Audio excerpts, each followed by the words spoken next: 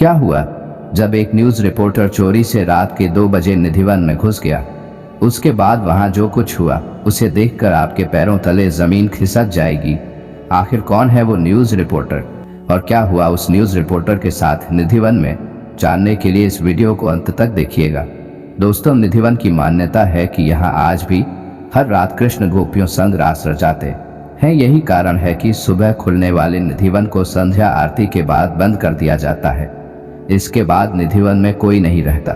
निधिवन में दिन में रहने वाले पशु पक्षी भी शाम होते ही इस वन को छोड़कर चले जाते हैं। निधिवन के अंदर ही है रंग महल, जिसके बारे में मान्यता है कि रोज रात यहाँ पर राधा और श्री कृष्ण रास रचाने के बाद विश्राम करते हैं।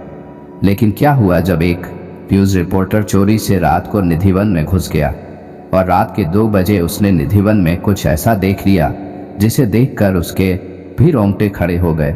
वीडियो में आगे बढ़ने से पहले श्री कृष्ण के सच्चे भक्त कमेंट बॉक्स में जय श्री राधे कृष्ण जरूर लिखिएगा। हमारे चैनल भक्ति इनसाइट को सब्सक्राइब कर लीजिए।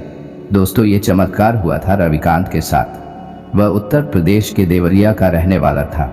रविकांत बहुत ही धार्मिक परिवार से था। उसको बचपन से ही भगवान श्री कृष्ण में बहुत आस्था थी। वह सुबह उठते ही तैयार होकर सबसे पहले श्री कृष्ण के मंदिर जाता, उसके बाद ही अन्य का दाना अपने मुंह में लेता।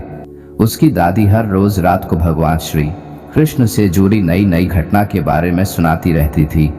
और अब उसकी दादी इस दुनिया में नहीं थी, पर उसकी दादी ने बोला था कि भगवान उसे अपने चमत्कार जरूर दिखाते हैं, जिसकी आंखों में श्री कृष्ण के लिए सच्ची श्रद्धा हो, जो हर किसी में नहीं दिखती।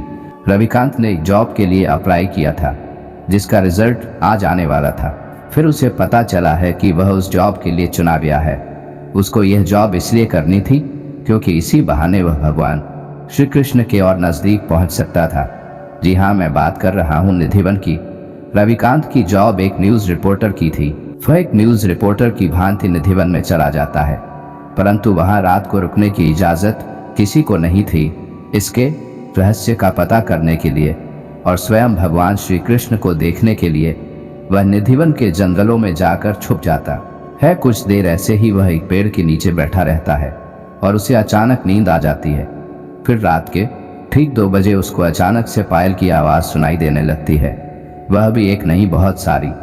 पायल की आवाज़ सुनकर उसकी नींद उड़ जाती है और अब उसे डर लगने लगता है, क्योंकि पायल की आवाज़ और तेज़ होने लगी थी। वह जिस जगह जाता है उसे दूसरी जगह पायल की आवाज़ आने लगती। ऐसा लग रहा था मानो वो आवाज़ उसे चकमा दे रही हो। अब उसे गीत की आवाज़ें भी आने लगती है। उसे पहले तो लगता है कि ये गीत मंदिर में बज रहा है, फिर वो गीत का पीछा करने लगता है। फिर उसे पता चला है कि ये गीत मंदिर के दूसरे हिस्से में बज रहा है। ऐसा मानो कोई उसे पूरे जंगल में नचा रहा हो। रविकांत को भी पता था कि यह जगह बहुत ही चमत्कारी और रहस्यमयी है, इसलिए वो जहाँ था वहीं खड़ा हो गया। इसके बाद उसके ऊपर कुछ फूल गिरते हुए नजर आते हैं। फिर वो देखता है कि उसके कुछ और दूरी पर बहुत सारे फूल ऊपर से गिर रहे हैं और गीत भी इसी जगह पर बाज रहे। अब वह उस जगह की ओर बढ़ने लगता है और वहां जाकर देखता है तो उसे कुछ भी दिखाई नहीं देता। वह जगह पूरी तरीके से खाली थी। रविकांत आगे बताता है कि मैं अचानक से बेहोश हो जाता हूँ। मुझे मंदिर में जाते हुए कुछ लोग दिखाई देते हैं, पर मैं कुछ समझ नहीं पाता। मैं अगले दिन उठाता हूँ और मुझे उसी जगह पर एक बहुत ही सुंदर सी बांसुरी नजर आती है, जो मानो भगवान श्री कृष्ण की ही हो। जब मैंने उस बांसुरी को हाथ लगाया तो वो मुझे बहुत ही चमत्कारी लग रही थी। मैंने देखा मेरे पास बहुत सारे रंग बिरंगे के फूल थे, जो कि पूरी जगह पर बहुत ही सुंदर तरीके से सजे हुए थे और पास में एक झूला भी लगा हुआ था। यह सब मेरी सोच से भी परे था। मैं उठकर जाने लगा। जैसे ही मैंने उस जगह को पलट कर देखा तो सब कुछ गायब हो चुका था। बस मेरे हाथ में भगवान श्री कृष्ण का आशीर्वाद स्वरूप बांसुरी थी।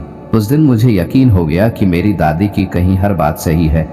मुझे मेरे नज़रों पर विश्वास नहीं हो रहा था कि मैंने भगवान श्री कृष्ण की रास लीला अपने आंखों से देखी और उनके अद्भुत गीत सुने। और फिर रविकांत अपने घर चला जाता है और उस बांसुरी को अपने घर के भगवान श्री कृष्ण के हाथों में चढ़ा देता है। दोस्तों, आप इस सच्ची घटना के बारे में क्या सोचते हैं? हमें कमेंट बॉक्स में ज़रूर बताइएगा। अगर आपको यह वीडियो पसंद आया तो वीडियो को लाइक करें, कमेंट करें और इस वीडियो को ज़्यादा से ज़्यादा शेयर करें।